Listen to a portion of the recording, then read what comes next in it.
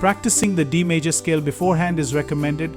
By mastering the D major scale, you can develop smoother transitions between notes, improve finger dexterity, and gain confidence in playing the melody with proper timing and expression. This preparation not only makes learning the song easier but also enhances your overall piano technique.